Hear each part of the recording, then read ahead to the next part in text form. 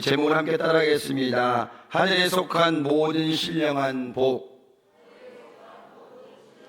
하늘에 속한 모든 신령한 복. 제가 계속해서 저번 주부터 갈라디아서가 이제 끝나고 제가 금요일까지가 딱 12일, 오늘 주일까지 포함해서 제가 이제 금요일까지 10일 12강주일 기도회로 진행을 하고 있습니다. 그래서 지난주에 나오신 분들은 알겠지만 갈라디아서로 저희가 말씀을 나누었고, 오늘부터 금요일까지는 에베소서를 가지고 교회 본질에 관련돼서 말씀을 나누도록 하겠습니다. 대주제를 한번 따라해 볼까요? 복음의 본질과 교회의 본질. 큰 대주제입니다. 그리고 오늘은 교회의 본질에 관련돼서 한 주간 말씀을 나누도록 하겠습니다. 갈라디아서를 마무리하면서 사도 바울은 우리에게 강조하는 것이 하나 있습니다. 함께 따라볼까요? 내가 내 몸에 예수의 흔적을 지니고 있노라. 여러분들과 크게 한번 시작.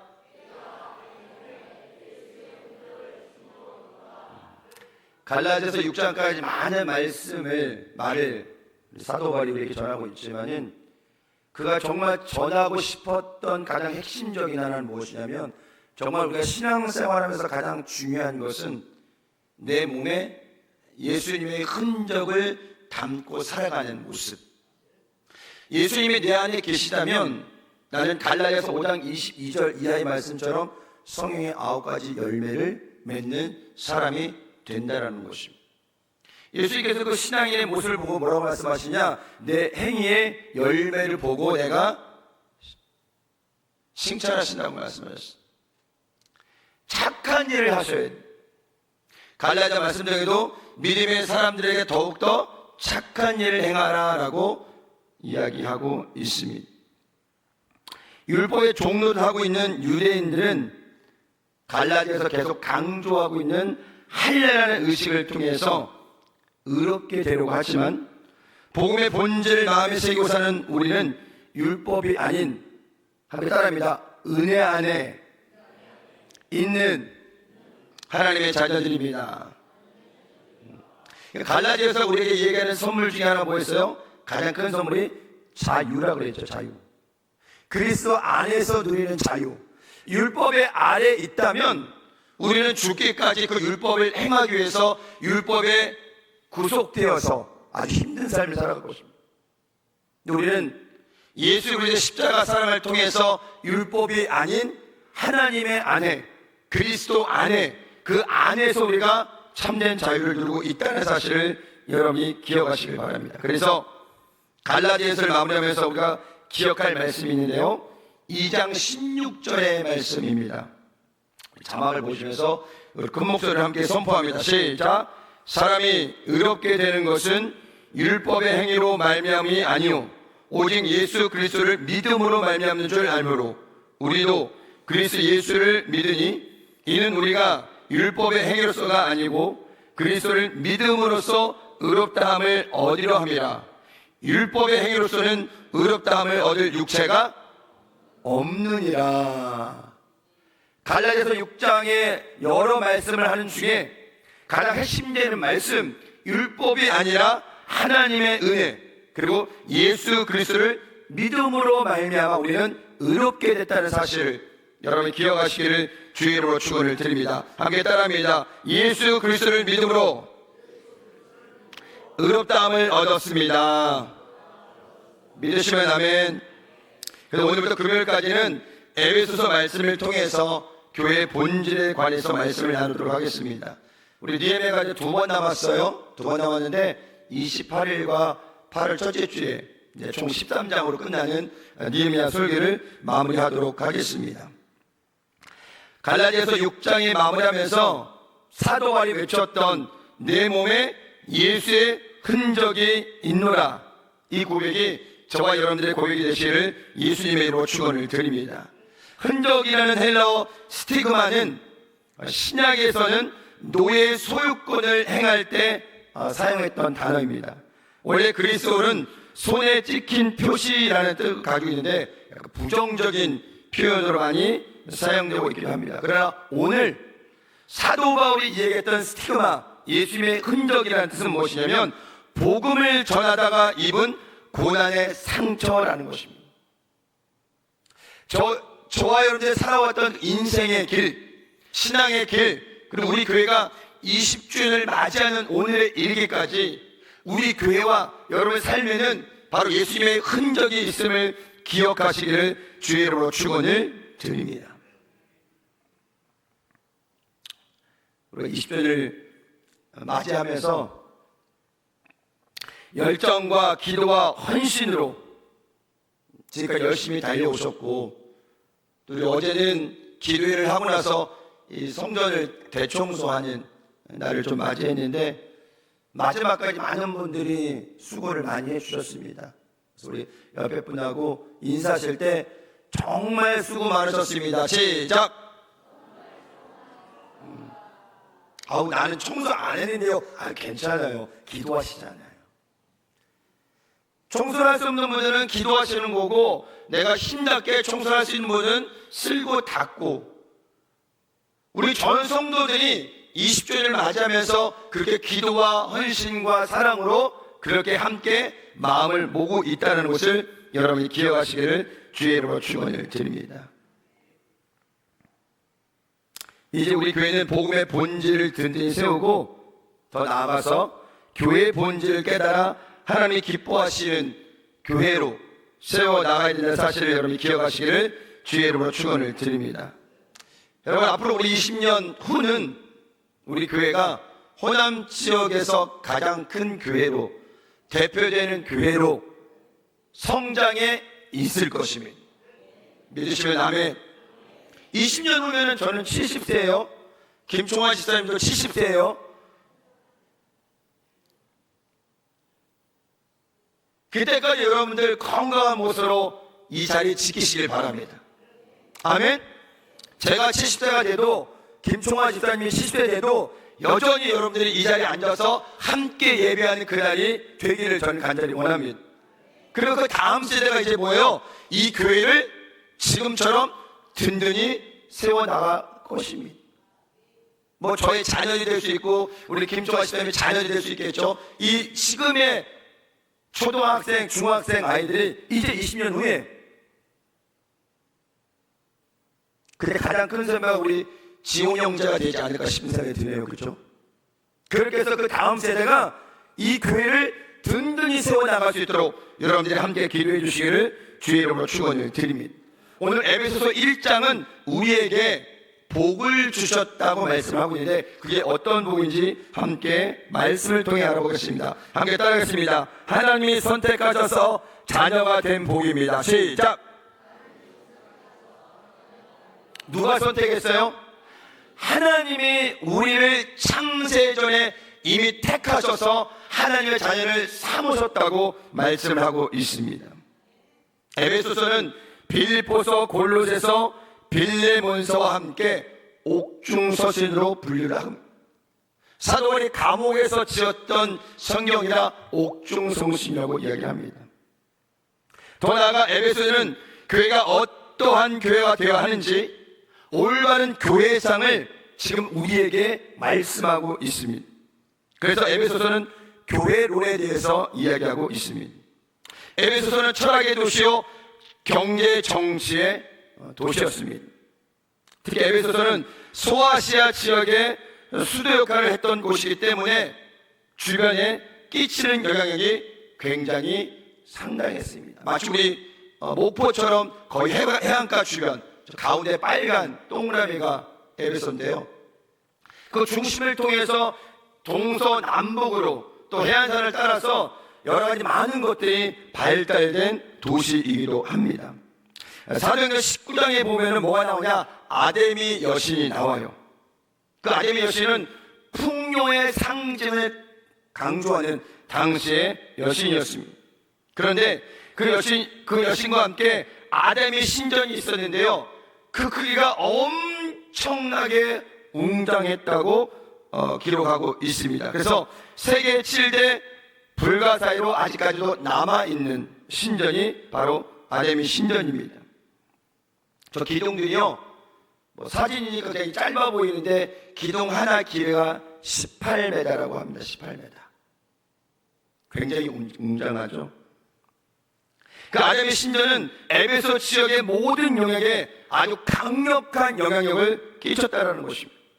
그에 연관된 문화와 종교 행사 등으로 에베소는 부와 명성을 한 손에 쥐었던 것입니다.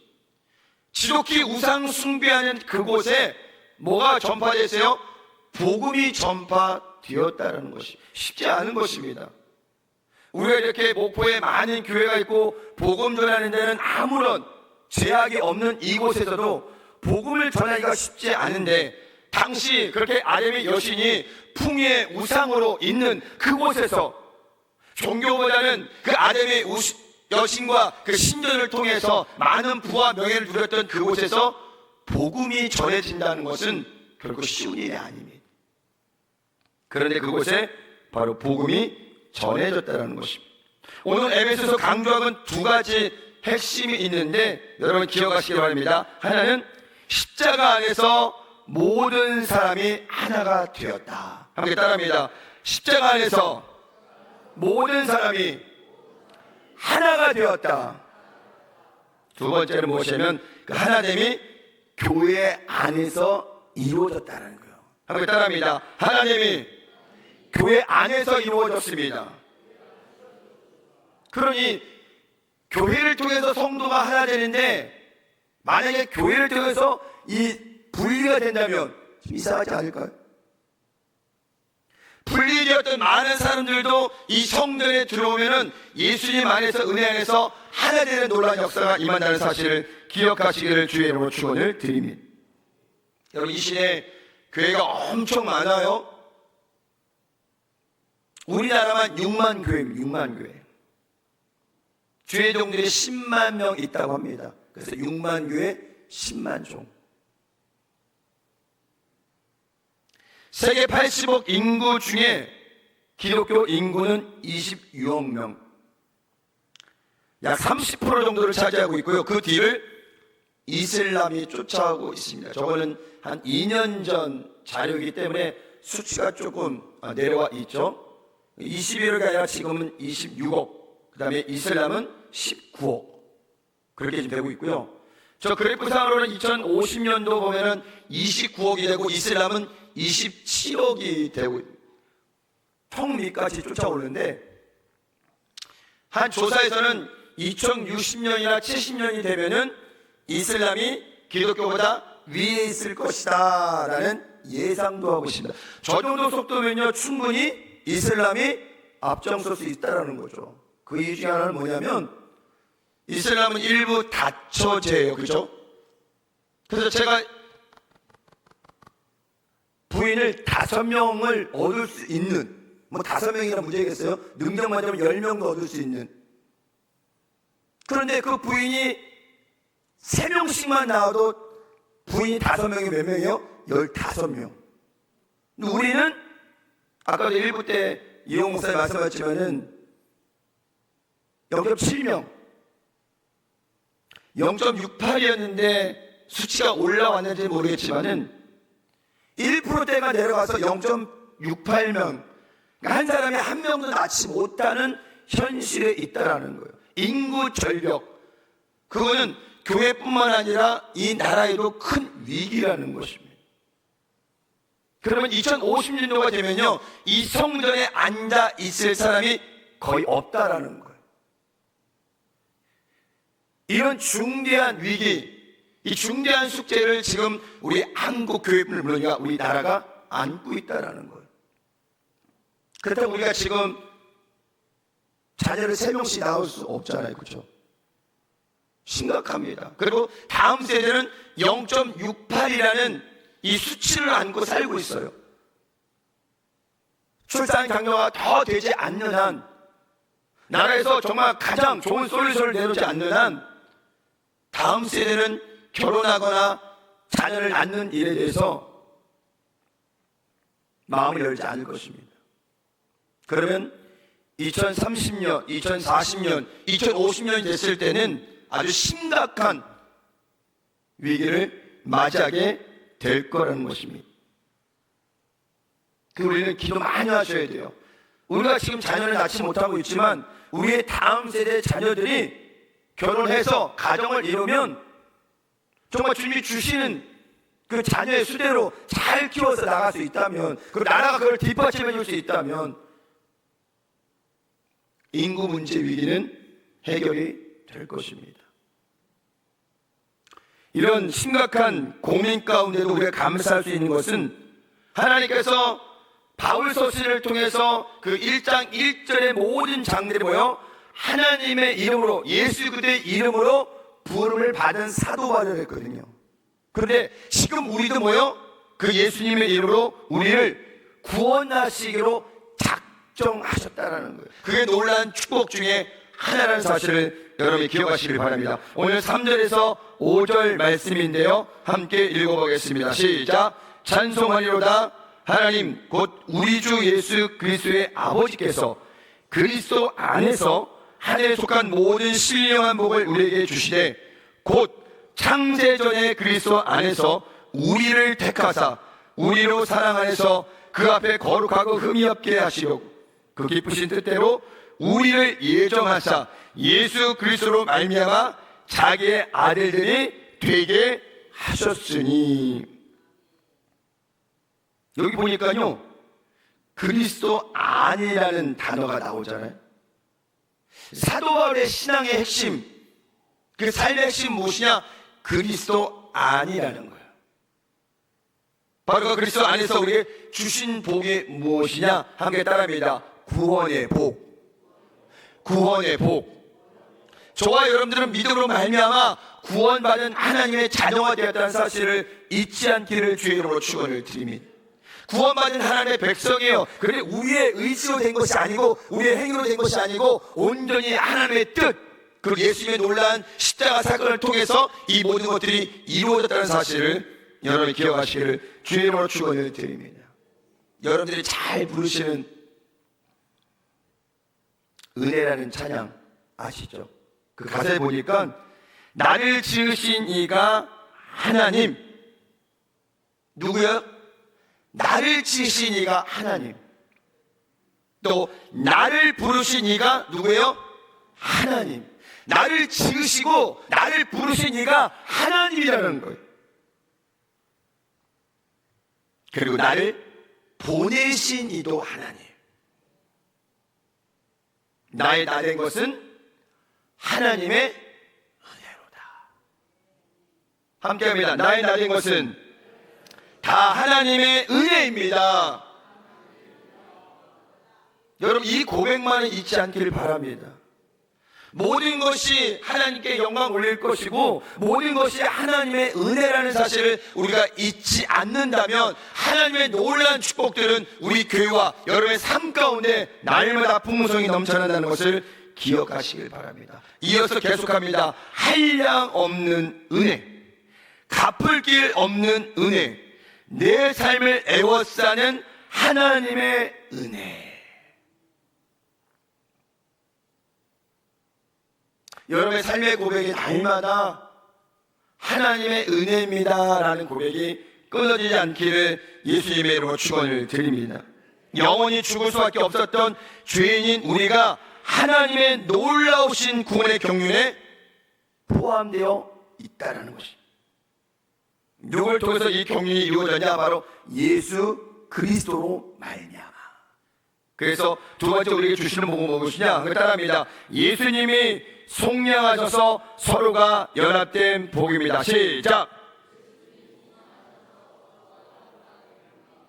7절 말씀 함께 읽겠습니다. 시작. 우리는 그리스도 안에서 그의 은혜의 풍성함을 따라 그의 피로 말미암아 속량 곧 죄사함을 받았느니라. 죄사함을 받았다는 것과 그 죄사함을 받는 근거는 뭐라고 했어요? 바로 예수의 피. 함께 따라합니다. 예수의 피. 예수의 피. 그 예수의 피로 말미암아 우리가 죄사함을 받았다라는 것입니다.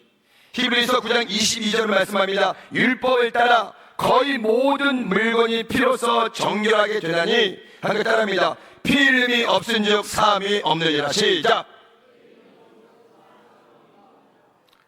베드로전서 11장 18절 이하에 말씀합니다. 너희가 알거니와 너희 조상이 물려준 헛된 행실에서 대속함을 받은 것은 은이나 금같이 없어질 것으로 된 것이 아니오 오직 흠없고 점없는 어린 양 같은 그리스도의 보배로운 피로 된 것이라. 예수의 피, 그 예수의 피가 우리를 살리셨다는 것 사실을 여러분이 기억하시기를 주의 이름으로 축원을 드립니다. 오늘 본문에 나오는 속량, 다른 표현으로는 구속, 그리고 속죄라는 단어하고 동일하게 사용되고 있습니다. 이것은 무엇이냐? 함께 따라합니다. 이는 모든 값을 지불했다. 시작. 속량, 구속, 속죄, 이게 뭐냐? 모든 값을 지불했다는 거예요. 누가? 예수님이. 어디서? 십자가 위에서. 하나님이 그것을 계획하셨고 예수님께서요 그것을 이루셨다는 거예요. 십자가상에서. 그리고 지금 성령의 시에 그 성령님이 그걸 보증하고 있다고 히브리서는 말씀하고 있다는 것입니다. 값을 지불했다는 것은 예수님의 십자가 사랑, 즉 흠없고 점없는 어린 양 같은 예수님의 피로만 가능하다는 사실을 여러분이 기억하시길 바랍니다. 그 이유를 10절에 말씀하고 있는데요, 하늘에 있는 것이나 땅에 있는 것이 다 그리스도 안에서 통일되게 하려 하심이라. 아담의 불순종으로 인한 인간의 타락으로 말미암아 인류뿐만 아니라 인간을 위하여 창조된 모든 만물은 하나님의 선하신 계획과 멀어진 바로 잘못된 방향으로 달려가고 있다는 것입니다. 각 족속은 우월주의에 빠져서 타민족을 배타적으로 대하며 그런 분위기 안에서 유대인들 역시 선민사상, 선민의식, 그걸 통해서 뭐요? 이대인들을 멸시하는 거예요. 너하고 나하고는 다른. 그런데 예수께서 오셔서 뭐라 했어요? 이방인이나 유대인이나 구원을 받는 데는, 은혜를 받는 데는 제약이 없다고 말씀하셨어요. 그리스도의 순종으로 말미암아 구속은 모든 피조물을 다시 하나님의 창조 목적에 합당한 방향으로 하나 되는 일을 하셨다라는 거예요. 막힌 담을 허신 게 바로 예수님의 십자가 사건이라는 사실을 여러분이 기억하시길 바랍니다. 그래서 흩어져 있었던 그 모든 것들을 하나로 결집하게 하신 것이 뭐냐? 바로 예수의 피라는 사실을 여러분이 기억하시길 바랍니다. 그래서 오늘 사도 바울도 강조하는 것 중에 하나가 뭐냐? 바로 하나됨이라는 것입니다. 오늘 에베소서 1장이 전하고자 하는 핵심 중에 두 번째는 무엇이냐? 하나님의 경륜의 핵심은 바로 예수님 안에서 통일이라는 것입니다. 10절에 말씀하죠. 하늘에 있는 것이나 땅에 있는 것이 다 그리스도 안에서 통일되게 하려 하심이라.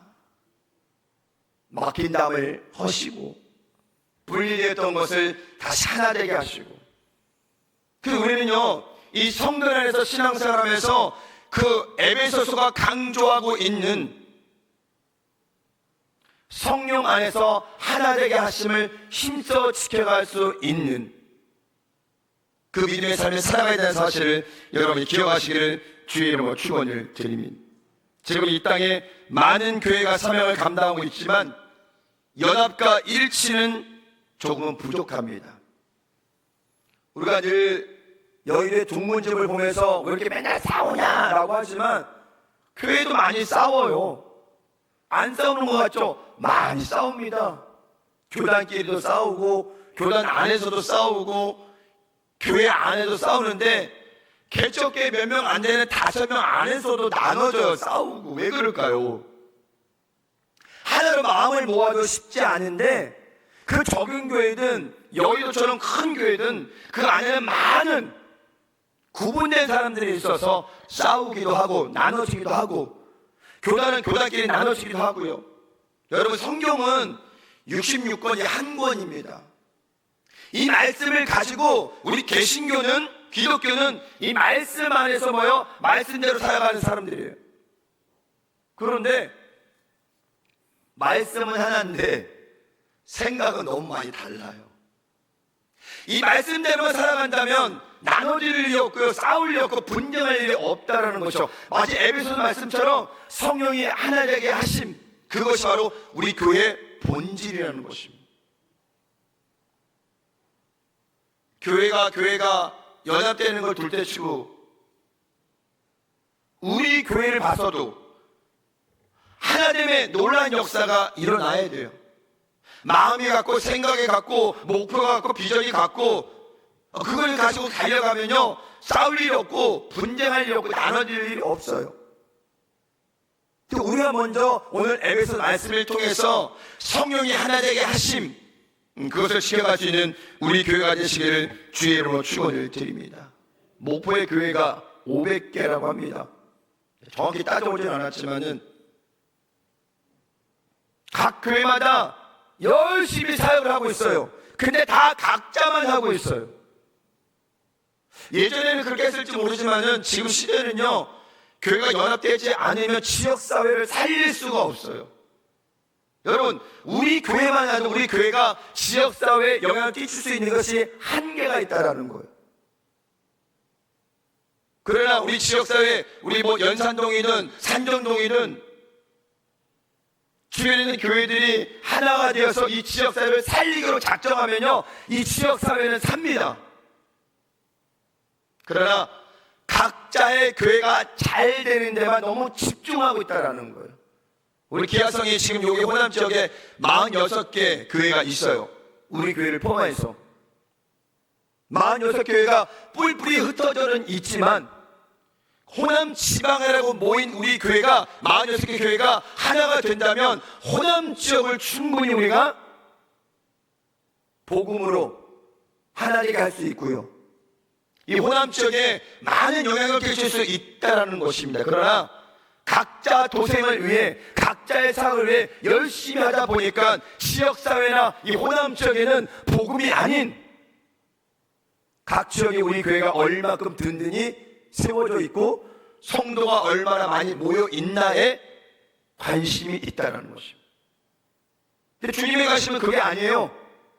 이 땅의 교회를 위해서 지역사회가 하나가 되는 거예요. 지역사회 모든 사람들이 바로 이 복음을 통해서 예수님을 영접하는 놀라운 역사를 기대하고 있다는 사실을 여러분이 기억하시기를 주의 이름으로 축원을 드립니다. 어제 우리가 막 청소 열심히 했잖아요, 10시부터. 근데 평소에는 많은 사람들이 청소 그렇게 하지 못해요. 몇 사람에 의해서 이 성전이 청소가 되고 있어요. 매일매일 그렇게 한다는 것이 쉽지 않습니다. 우리가 서로 짐을 나누라고 어떻게 말씀을 나눴는데요, 성전 청소뿐만 아니라 교회에 대해서 일어나고 있는 모든 것들에 우리 성도들이 연합되고 하나 되어서 한 마음으로 그 모든 일들을 행할 때 짐은 가벼워지고 우리 교회는 즐거워지고 모든 성도들이 성도를 섬길 수 있는 놀라운 은혜가 있다는 사실을 여러분이 기억하시기를 주의 이름으로 축원을 드립니다. 함께 따라합니다. 연합할 때 힘이 있습니다. 연합할 때 하나님이 기뻐하십니다. 에베소서가 이야기하는 것이 뭐냐? 교회가 하나 되고 교회 안에 모여있는 공동체가 하나 되는 것에 대해서 예수님은 말씀을 하신 것입니다. 우리 교회가 아직은 지역과 구역에 대한 분명한 개념이 없어서 지역장의 역할, 구역장의 역할, 교구의 역할, 이런 것들이 부족하기 때문에 아직 활동이 조금은 적지만 우리가 8월달에 연합수련회까지 다 끝나고 나면은 이제 지역과 구역을 정비하고 교구를 정비해서 그 공동체가 이 교회를 이끌어갈 수 있는, 하나 될 수 있는 그런 체제로 만들어 갈 것입니다. 저와 여러분들이 해야 될 것은 무엇이냐? 하나님께서 우리 교회에 주신 귀한 사명을 깨닫고 열심히 달려가는 것입니다. 더 나아가서는 다음 세대 5년 후 정도 되면은 이제 지금 50대, 55세 되는 다음 세대들이 이 교회 중심이 되지 않을까 싶은 생각이 들어요. 그들이 지금 훈련을 받아야 돼요. 열심히 훈련을 받아서 열심히 예배 참석하고 열심히 교회를 섬기는 그걸 마음으로 나아갈 때 앞으로 우리 교회 5년 후에 그 젊은 청년들 다음 세대들이 이 교회를 든든히 세워나갈 수 있다는 사실을 여러분이 기억하시기를 주의 이름으로 축원을 드립니다. 여러분 앞에 현수막에 이쁘게 붙여있죠. 언제 올까 했는데 20주년이 왔어요. 저 오자마자 20주년 준비를 위해서 우리 장로님들하고 이야기를 하고 기도를 준비하고 그래서 아직 많이 남았네. 5개월이나 남았네. 근데 이번 주 토요일이 금방 옵니다. 근데 저는 이 20주년을 통해서 우리 교회가 그냥 하나의 행사를 끝쳤다라는 그런 기분보다 이 20주년 축복성회가 다시 한번 우리를 돌아보고 우리 교회를 돌아보고 다음 세대를 꿈을 꿀 수 있는 그런 기회가 되기를 간절히 원합니다. 그날 이 성전이 가득 찰 텐데요, 우리 성전에 우리 교회의 앞으로의 미래의 모습이에요. 저 2층까지 꽉 차고 성가대에 꽉 차고 자리 모자라서 이 앞에까지 앉는 성전을 중축해야 되는 그러한 일들이 우리 교회 가운데 임한다는 것을 여러분이 꿈꾸고 함께 기도해 주시기를 주의 이름으로 축원을 드립니다. 그래서 여러분, 교회는 몇 사람에 의해서만 움직이는 것이 아니라 전체 모든 공동체에 소속된 사람들을 위해서 예배드려지고 봉사하고 헌신하고 하나님의 일들이 이루어져야 되는 사실을 여러분이 기억하시길 바랍니다. 나 하나쯤은 괜찮겠지라는 마음보다 내가 먼저 헌신하고 내가 먼저 예배에 참석하고 내가 먼저 기도하는 그런 마음 가지고 나아갈 때 우리 교회는 하나님이 기뻐하시는 귀한 교회로 우뚝 세워지게 되고 오늘 에베소서 말씀하시는 성령 안에서 하나 되는 놀라운 교회가 된다는 사실을 여러분이 기억하시기를 주의 이름으로 축원을 드립니다. 다음 한 주간 12번째 기도회가 또 계속 진행되는데요, 새벽하고 저녁으로 이렇게 병행돼서 진행이 됩니다.